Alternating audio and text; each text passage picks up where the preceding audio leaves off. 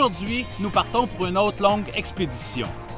Nous partons du restaurant Le Classique à l'extrémité sud du parc de la Vérandrie sur la 117. Nous nous rendons à Clova et de Clova, nous ferons le tour du réservoir Gouin dans le sens des aiguilles d'une montre pour revenir à Parent, ensuite Clova et revenir à notre point de départ, le restaurant Le Classique. Bonjour, mon nom est Pierre Vallée et bienvenue à Randonnée Quad. Nous sommes en juillet 2012 et la météo prévoit une semaine de très beau temps. Nous aurons donc des conditions quasi parfaites pour notre expédition. Nous ferons le tour du réservoir Gouin. Ce tour nous est proposé par Tourisme Haute-Mauricie. C'est à partir de leur dépliant que nous suivrons le tracé qu'ils nous proposent avec de légères modifications. En ce qui nous concerne, notre départ se fait de la limite sud de la réserve faunique de la Vérandrie par la route 117. Nous stationnerons au restaurant Le Classique qui se trouve juste à l'entrée de la réserve.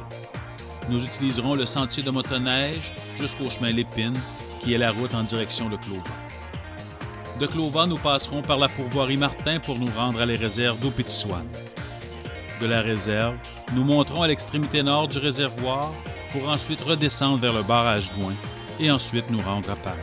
De Parent, nous prévoyons retourner à Clova pour ensuite revenir à notre point de départ, le restaurant Le Classique sur la route 117, près de Grand-Remous.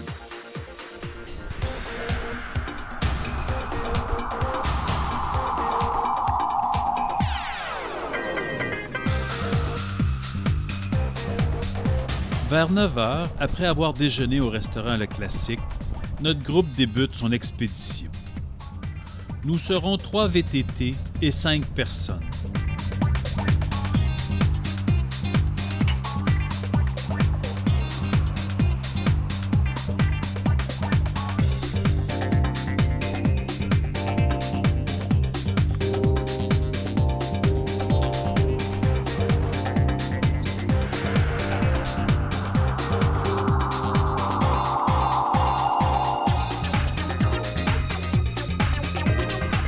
Rapidement, nous réalisons que mes prédictions étaient justes.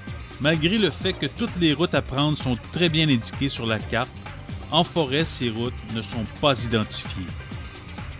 Nous sommes souvent face à des intersections sans trop savoir laquelle nous devrions prendre.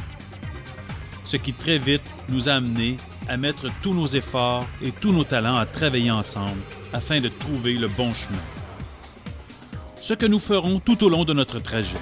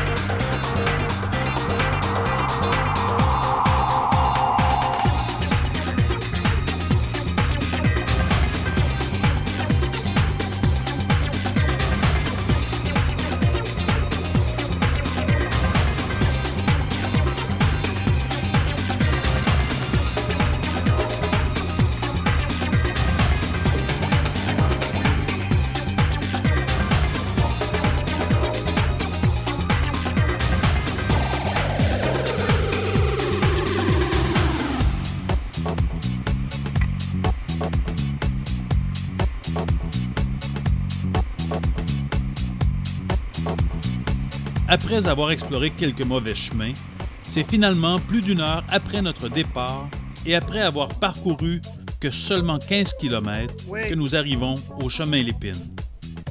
Sur cette route forestière, nous aurons environ 190 km à parcourir avant d'arriver à notre premier campement pour la nuit, la plage municipale de Clova, le lac Clair.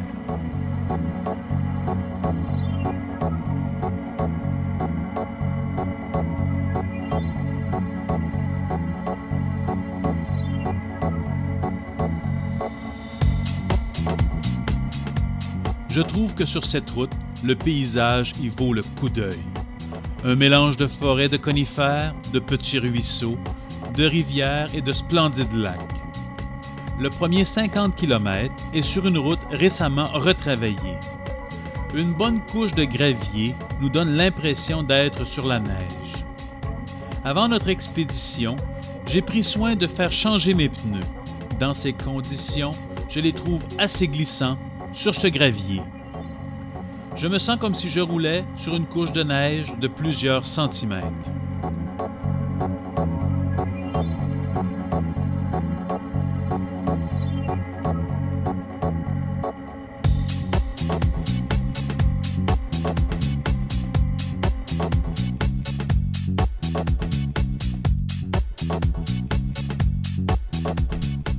Pour notre dîner, nous arrêtons sur le bord d'un petit lac.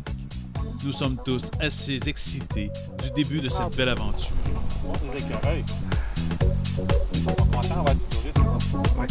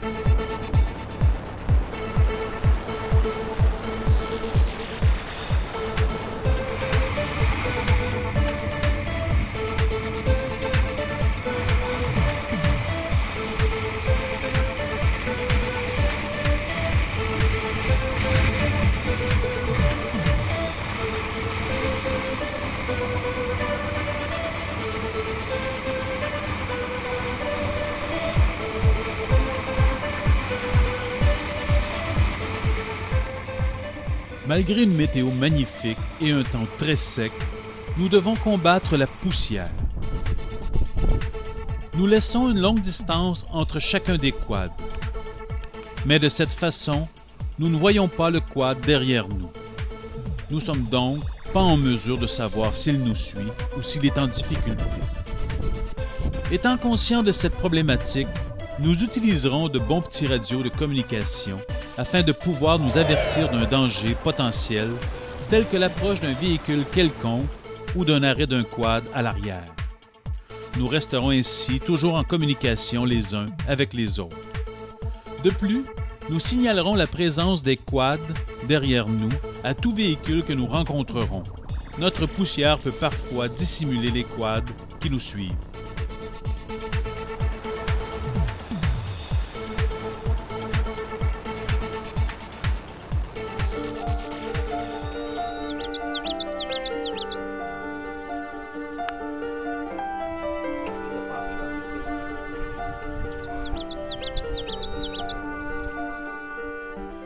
C'est vers 18 h que nous arrivons à notre site de campement pour notre première nuit. Nous camperons à la plage municipale de Clova, le lac Clair. C'est un très bel endroit boisé qui est juste à côté du lac et qui est aussi près des chalets. Il y a une belle petite plage. Le temps s'est beaucoup rafraîchi depuis que nous avançons vers Clova. Nous sommes partis ce matin avec une température avoisinant les 30 degrés pour finalement redescendre graduellement aux alentours de 20 degrés près de Clova. Je serai donc seul à avoir le courage de sauter à l'eau après notre souper. Cet endroit est très intéressant pour faire du camping sauvage près de Clova. Malheureusement, lors de notre passage, nous avons été informés qu'il y a de fortes chances pour que cette plage soit bientôt interdite au camping. Des gens, peu respectueux, y auraient séjourné dérangeant grandement les propriétaires de chalets avoisinants. Dommage que des gens bien intentionnés comme nous doivent payer pour les écarts de conduite de certains.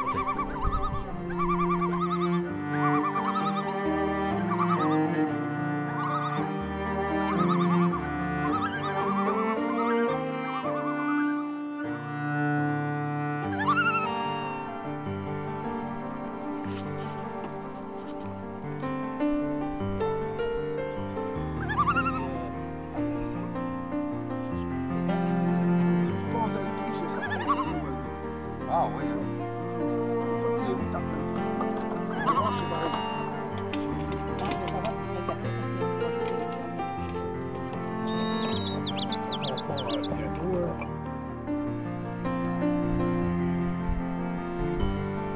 Je ne sais pas regarder les listes.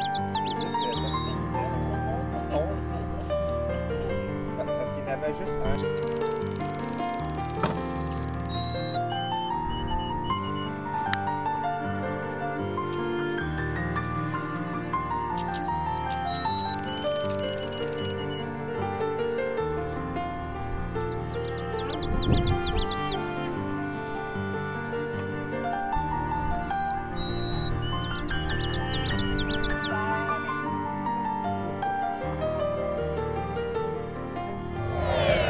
Une autre très belle journée nous attend aujourd'hui.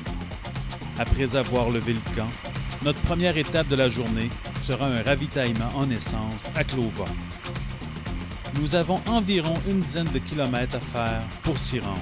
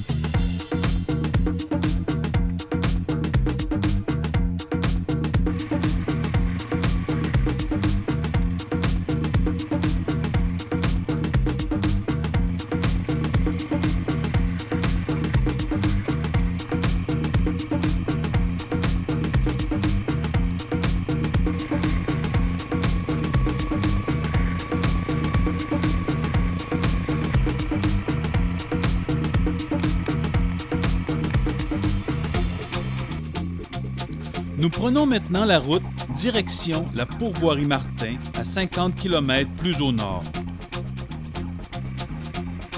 Ce trajet se fait sur un petit chemin qui ressemble plus à un sentier de VTT qu'un chemin forestier.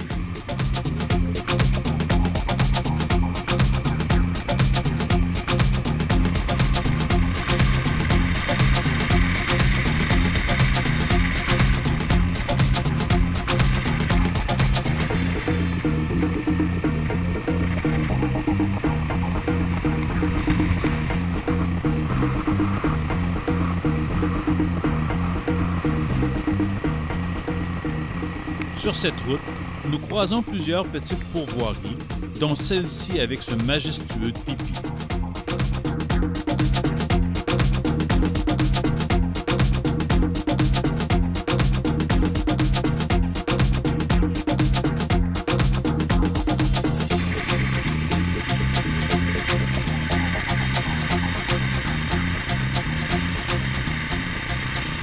Nous apercevons rapidement les premières berges du réservoir Gouin.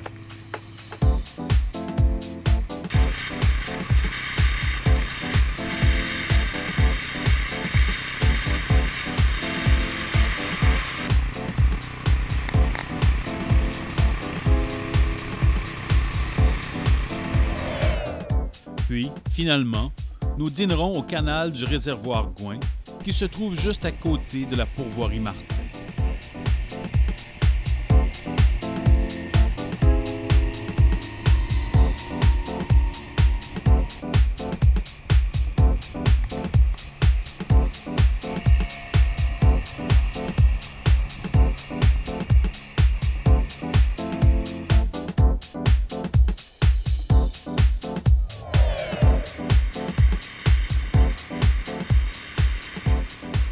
Après notre pause dîner, nous prenons la route forestière Barrette-Chappet en direction nord pour une distance d'environ 30 km. Par la suite, nous devrons prendre la route 1100 à droite. Mais encore comme prévu, il y a plein de routes qui vont vers la droite et aucune n'est identifiée. Après avoir cherché la route entre le 30e et le 40e kilomètre, nous décidons de revenir sur nos traces et prendre une chance sur une route identifiée 35. Le chiffre 35 correspond au kilométrage. Il semble que cette route soit la bonne. Elle semble très passante et correspond aux 35 km que nous devons faire sur cette route forestière.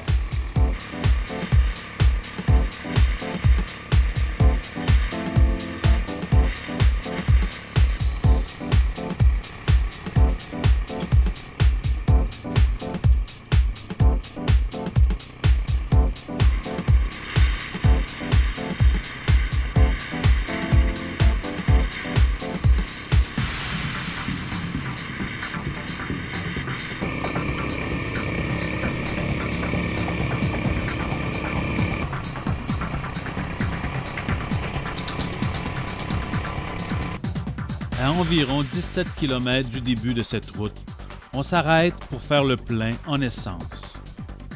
Une camionnette s'adonne à passer. Je l'arrête pour leur demander si nous sommes dans la bonne direction. Heureusement, je tombe sur des Atikamekw résidents de la réserve. Ils ont eu la gentillesse de très bien m'expliquer le reste du chemin vers Opétisouane.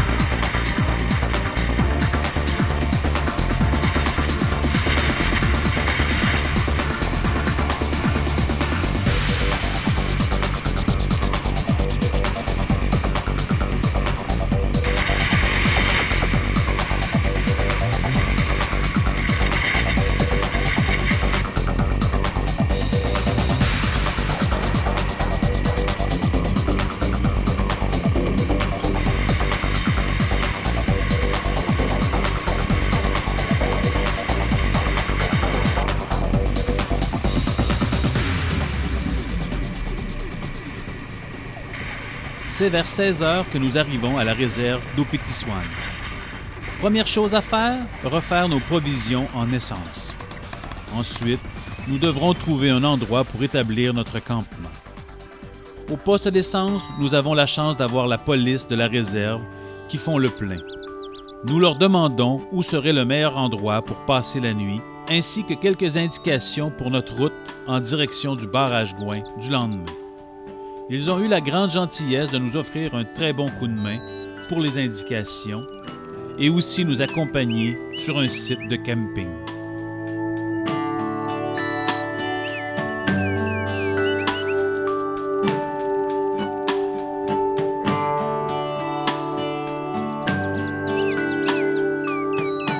Pour la soirée, nous choisissons d'établir immédiatement notre campement pour la nuit sur un terrain vague à l'arrière d'un camp de la compagnie forestière, tout près du bord du réservoir Gouin. Nous avons accès directement sur la berge. Nous reportons au lendemain matin notre visite du village d'Opétisouane.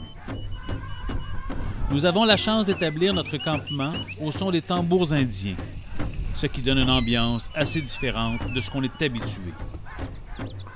Pour le reste de la soirée, il nous reste qu'à profiter du temps qui est toujours relativement frais, 20 degrés, et d'un bon vent du nord. Ce soir, nous ne ferons pas de feu car le vent est trop fort. Nous ne ferons pas de feu les soirs suivants non plus. Le mélange du temps sec et de bon vent nous pousse à être extrêmement prudents. Nous décidons de ne prendre aucune chance.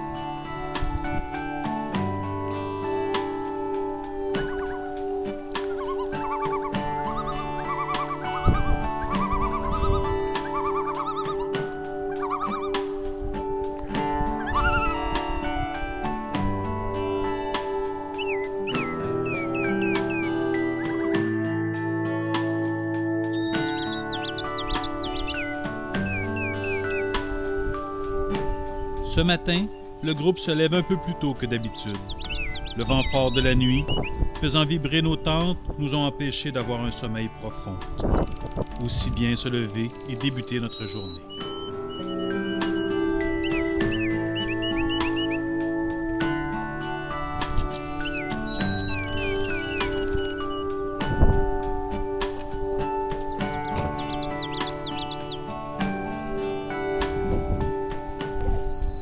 Après un bon déjeuner et avoir tout repaqueté notre campement, on reprend notre route direction Barrage Gouin.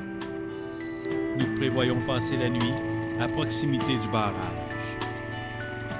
Mais avant tout, une visite d'Opétisoine s'impose. Opétisoine fait partie de la nation Atikamekw. Le mot Atikamekw, qui signifie poisson blanc en français, fait référence à la Corégone.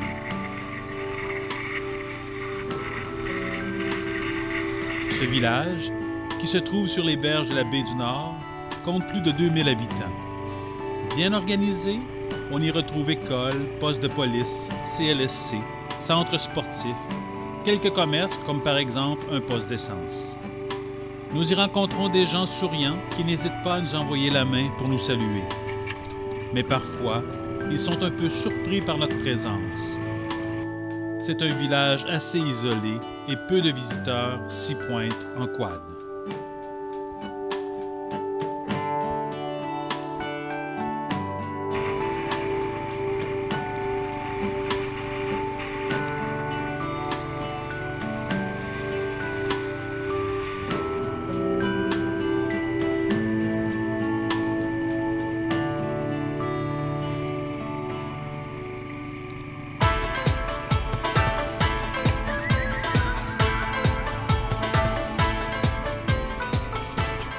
Puis, finalement, nous reprenons notre route direction Barrage Gouin, beaucoup plus au sud-est de notre position actuelle.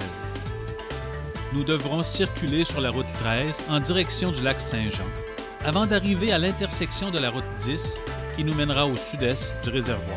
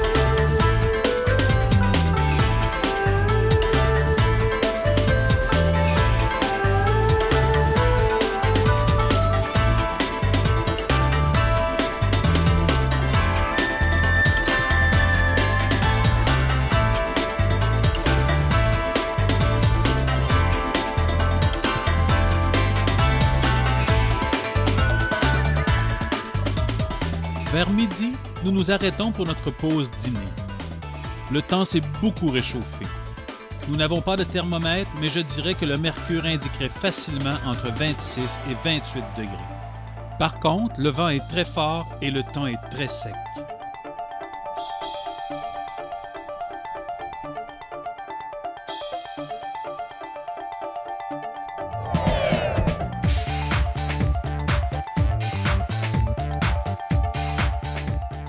Peu de kilomètres nous séparent du barrage Gouin.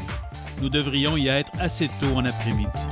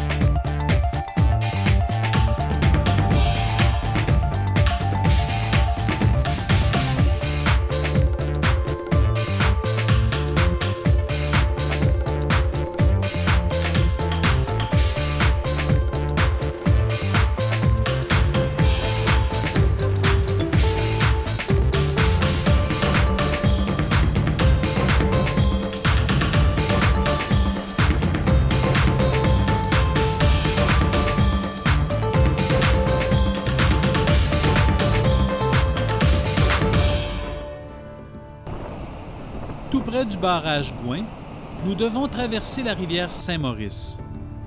Sous les 2 ponts de la route, nous pouvons observer de magnifiques petites chutes.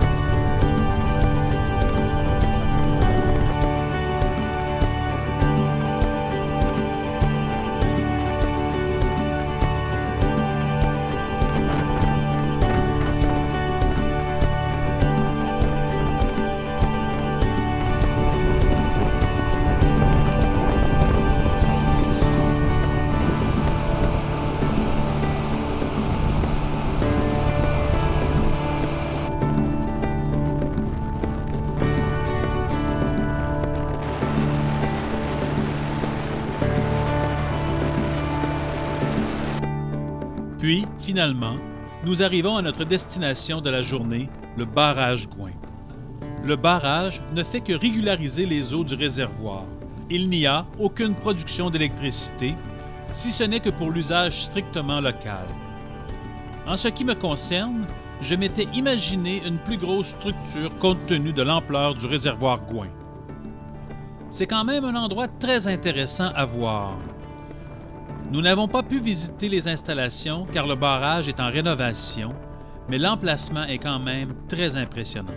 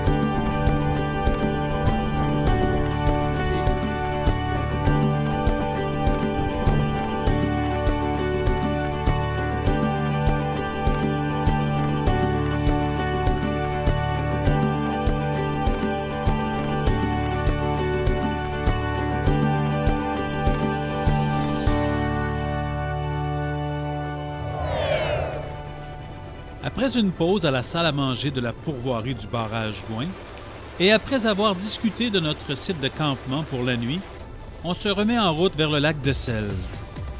Le lac de Selle se trouve à environ 80 km plus au sud, vers Parent. Il est encore tôt en après-midi et nous aurons le temps de profiter d'une belle soirée sur la plage.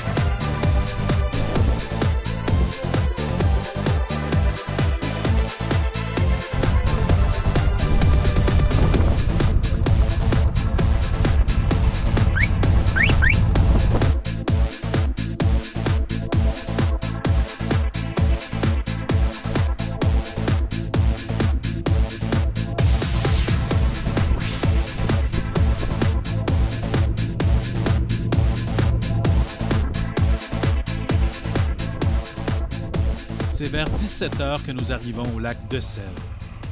Ce lac, entouré de dunes de sable, est un endroit de rêve pour y passer la nuit. Nous camperons sur une petite presqu'île en plein centre de la petite baie.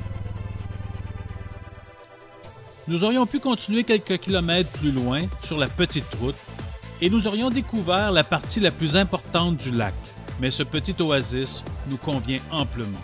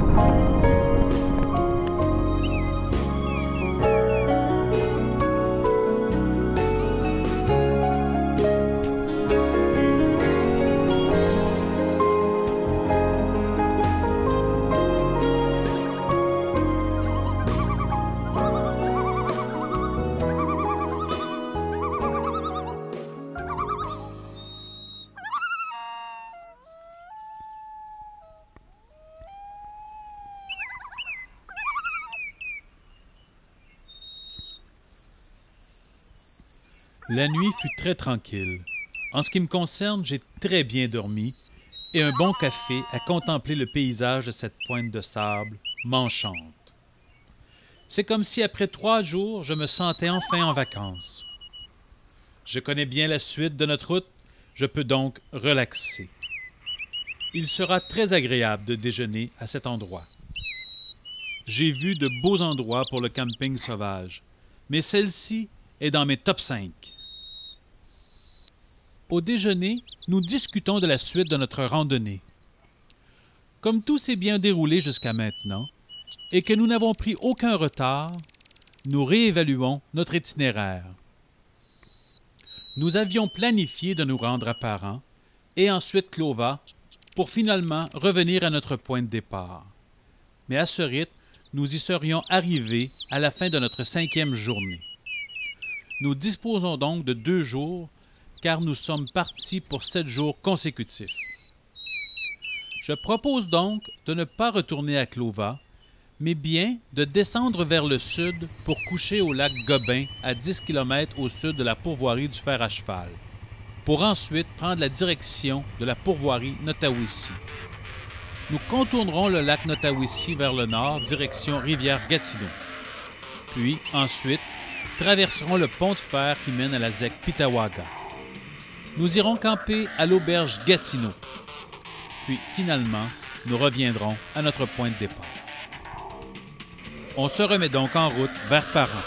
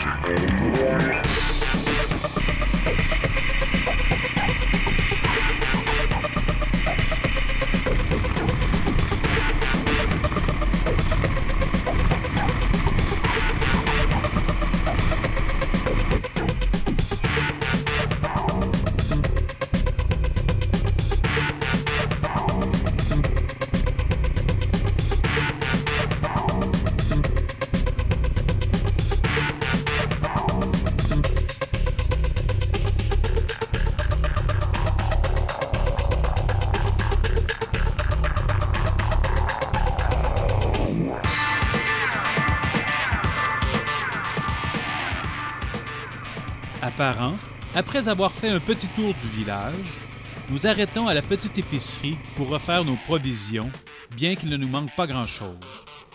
Puis ensuite, nous nous ravitaillerons en essence avant de reprendre notre expédition.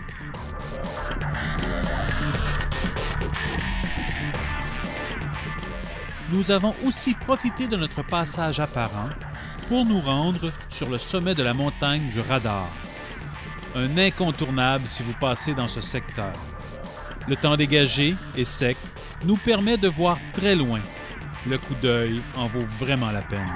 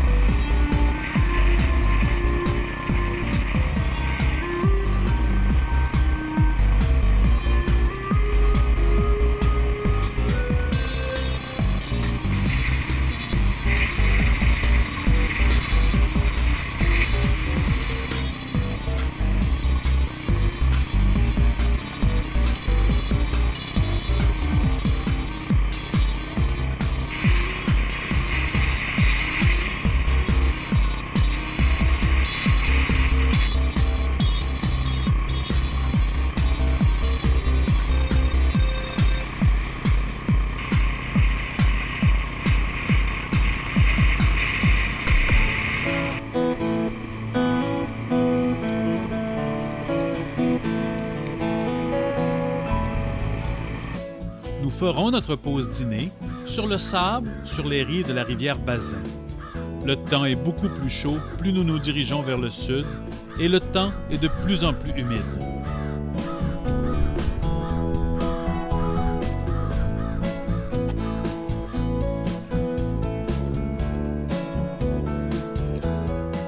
À environ 500 mètres plus loin que l'aire d'arrêt pour notre dîner, nous arrivons à un traversier. Ce traversier que le Club Quad Parent met à notre disposition nous sert à traverser la rivière Bazin. Ce traversier à l'ancienne est un attrait en soi.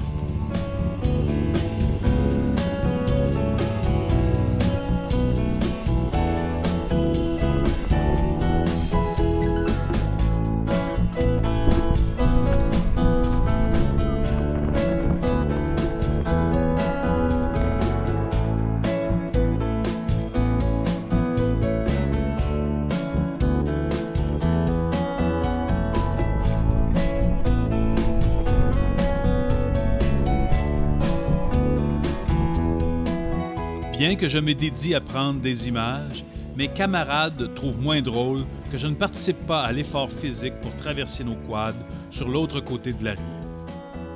J'espère qu'ils m'excuseront en visionnant cette vidéo, comprenant ainsi l'importance que j'accorde à prendre ces images.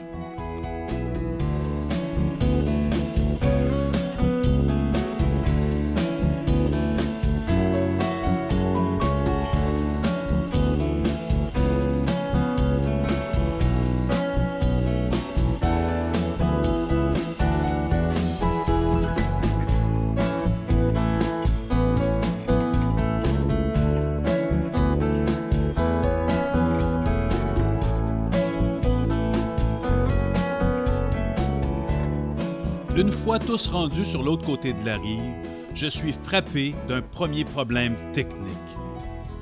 Malgré qu'il semble très bien fonctionner, mon GPS n'entre plus en communication avec les satellites de localisation. Il ne peut plus me donner ma position. Je ne peux donc plus m'y fier. Le GPS en forêt n'est qu'un outil supplémentaire pour nous aider, mais il ne doit pas être le seul. Ces appareils électroniques peuvent faire défaut.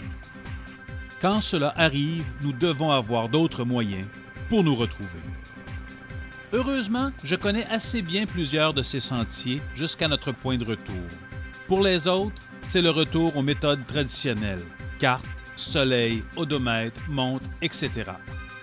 Et oui, j'oubliais aussi, le GPS de Michel sur son quad, lui le sien, il fonctionne très bien.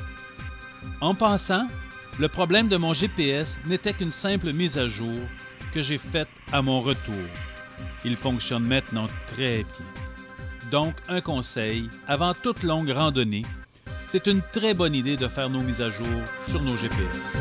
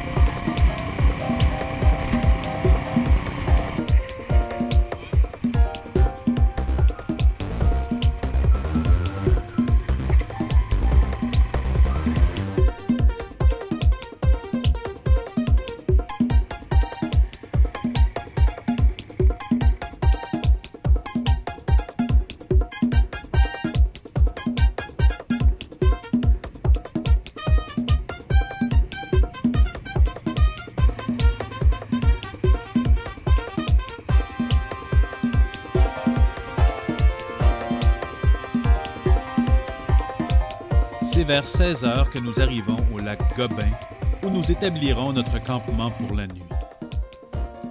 C'est un très beau lac et une très belle plage d'un sable généreux. On peut s'y baigner, mais le fond coupe rapidement vers des eaux profondes. Il faut être prudent. Pour une deuxième soirée, nous relaxerons en milieu très sauvage.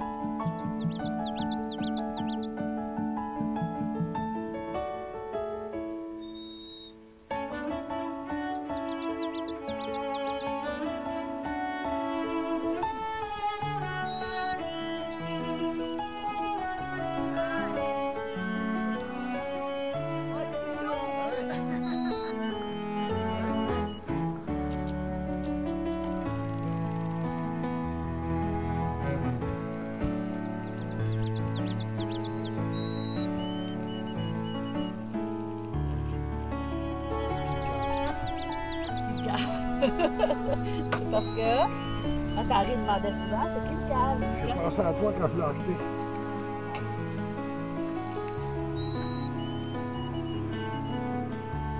Du pain.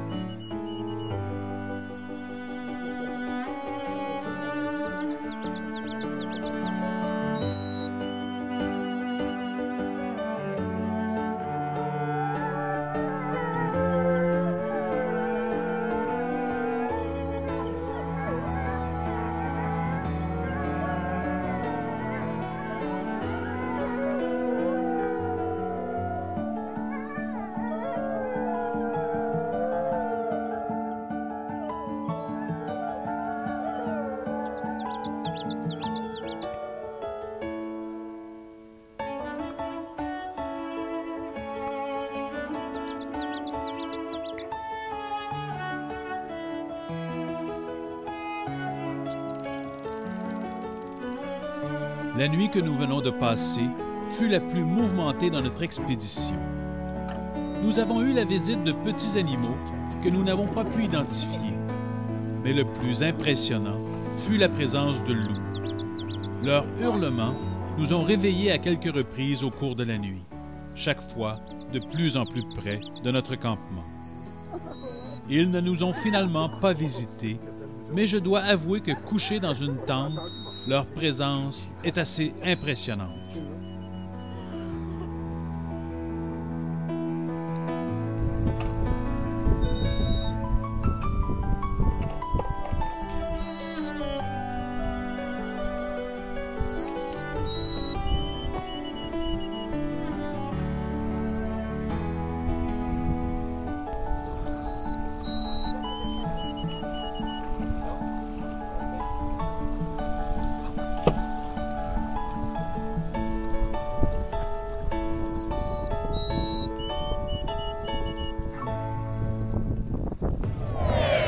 Aujourd'hui, c'est vers le réservoir Basketongue que nous nous dirigeons. Notre première étape sera la pourvoirie Nottawissi pour le dîner. Les prochains kilomètres se feront encore sur un sentier de VTT. Ce sentier n'est pas beaucoup entretenu. Les branches des arbres sont de plus en plus denses, réduisant de beaucoup la largeur du sentier.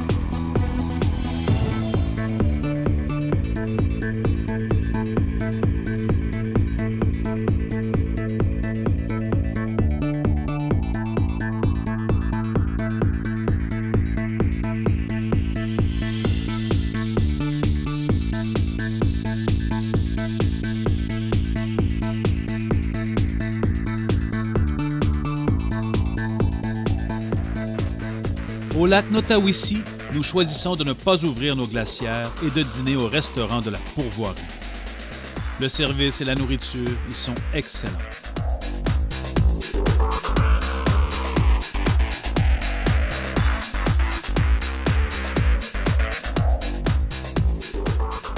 Puis, avant de partir, nous faisons le plein d'essence pour la dernière fois de cette randonnée.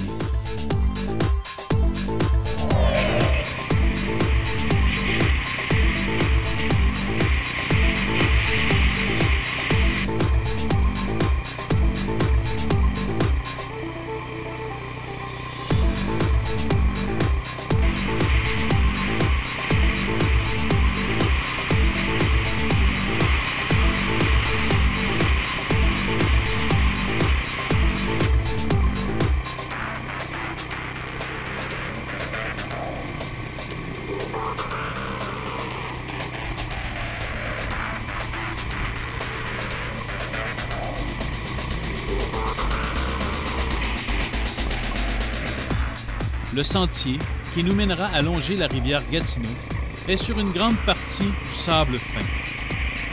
Nous sommes en période de temps très sec. Il n'y a donc aucun trou d'eau dans le sentier, ce qui rend la circulation très agréable. Ce sentier fait partie du réseau de sentiers de la Transzec Haute-Laurentide, qui vous donne le droit de circuler dans les ZEC de ce secteur. Mais avant d'y circuler, vous devez vous procurer la vignette TZHL ou d'obtenir vos droits d'accès pour chacune des ZEC où vous voulez circuler. Pour plus d'informations sur cette vignette, rendez-vous au www.clubquadausommet.com. Sur ce sentier, vous pourrez admirer les splendeurs de la rivière Gatineau.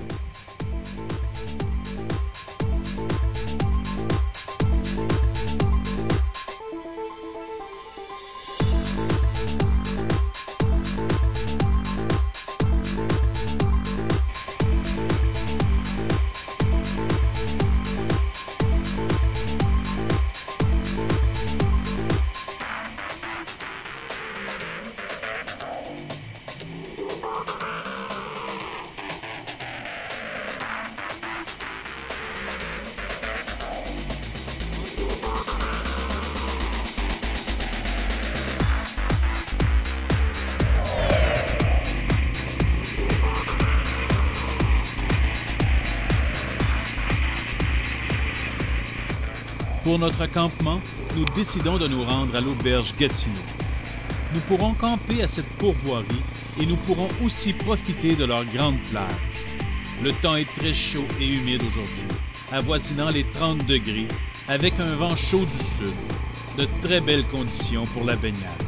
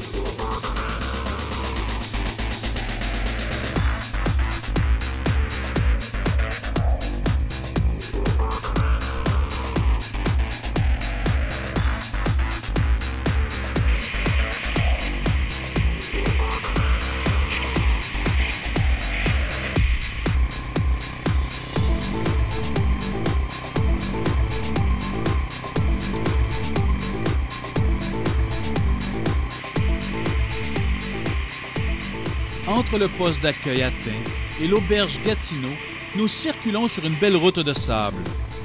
J'ai personnellement beaucoup de plaisir à circuler en quad sur ce genre de chemin. Si une randonnée au réservoir Bascotong vous intéresse, je vous conseille fortement de venir explorer ce secteur.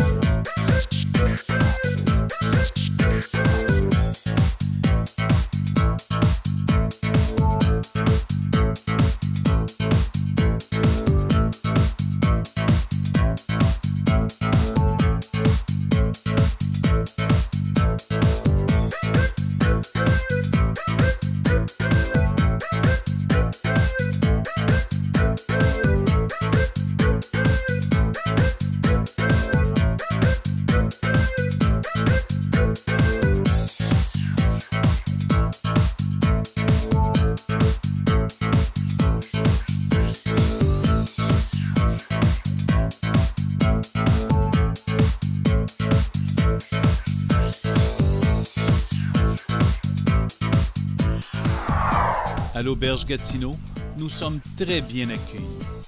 On nous propose d'installer notre campement tout près des salles de douche et de la plage. Cet espace n'est normalement pas pour les campeurs. Mais comme le site n'est pas très occupé, on nous propose cet espace. Leur site de camping étant un peu plus loin de la plage et des douches, nous sommes bien heureux de cet accommodement. Comme la météo annonce du temps très chaud pour la journée de demain, nous décidons donc de prendre une journée de congé de notre randonnée ici, de relaxer et de profiter de la plage. Je prends donc une journée de congé et je ne parlerai pas de notre journée du 12 juillet.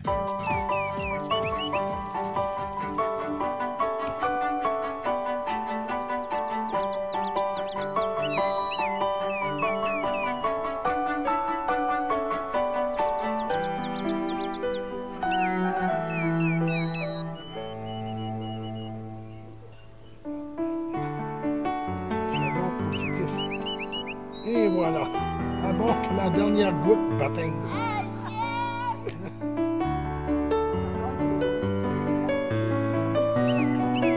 Moi, c'est pas de la même sorte, par exemple. C'est 3 fers.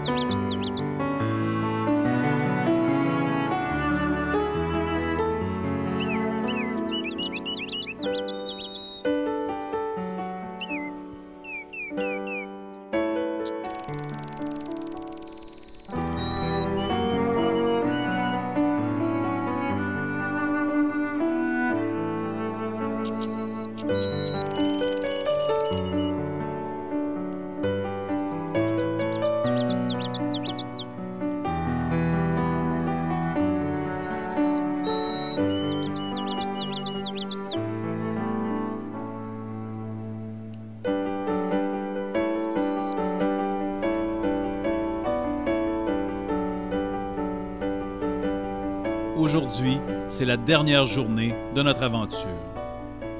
C'est donc déjà avec un peu de nostalgie que nous nous préparons à faire les derniers kilomètres qui nous séparent de notre arrivée.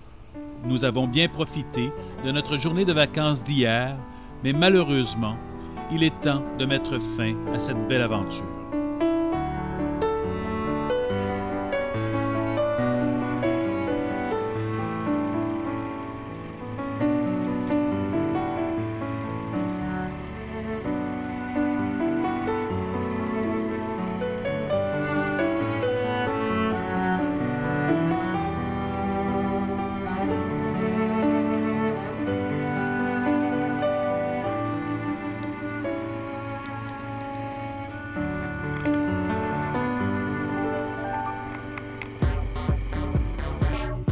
C'est vers 8h30 que l'on prend le chemin du retour. Les premiers 43 km se feront sur un chemin de sable. Cette route est très agréable à parcourir.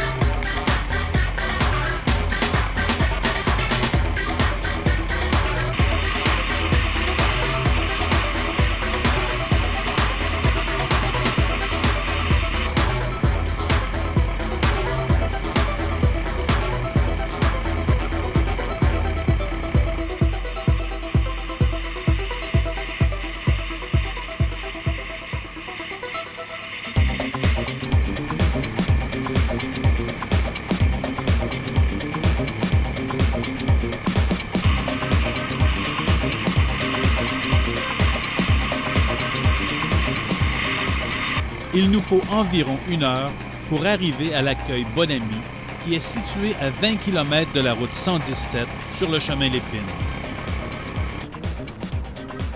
Nous aurons 14 km à faire sur le chemin Lépine afin de rejoindre le sentier qui nous mènera au restaurant Le Classique où nous sommes stationnés. Nous sommes un vendredi et il y a beaucoup de transport de bois et beaucoup de va-et-vient sur cette route. Nous devons donc être très prudents. La poussière cache souvent d'autres véhicules. C'est sans difficulté que nous rejoignons le sentier.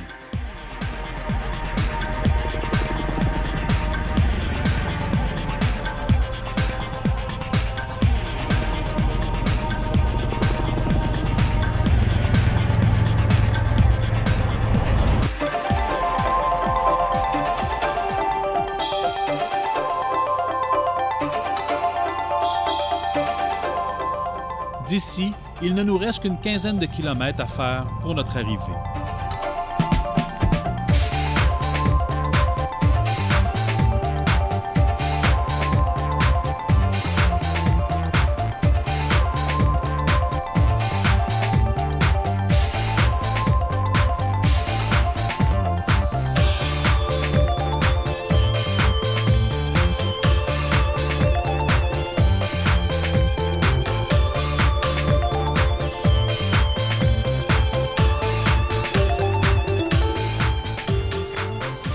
C'est à 10h30 que notre expédition autour du réservoir Gouin se termine.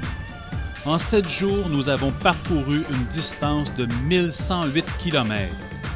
Nous avons eu droit à d'excellentes conditions météo. Tout s'est bien déroulé. Aucun problème majeur n'est venu entraver cette belle aventure. Il ne nous reste maintenant qu'à la partager. Pour tous les amateurs de grandes aventures en quad, je vous recommande fortement ce parcours. Pour toute question concernant cette expédition, vous pouvez communiquer avec moi par courriel au randonnéequad@hotmail.com. C'est ce qui termine cet épisode de Randonnée Quad.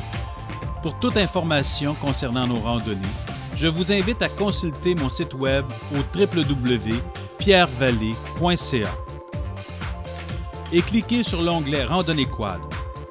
Vous trouverez ainsi toutes les informations concernant nos randonnées.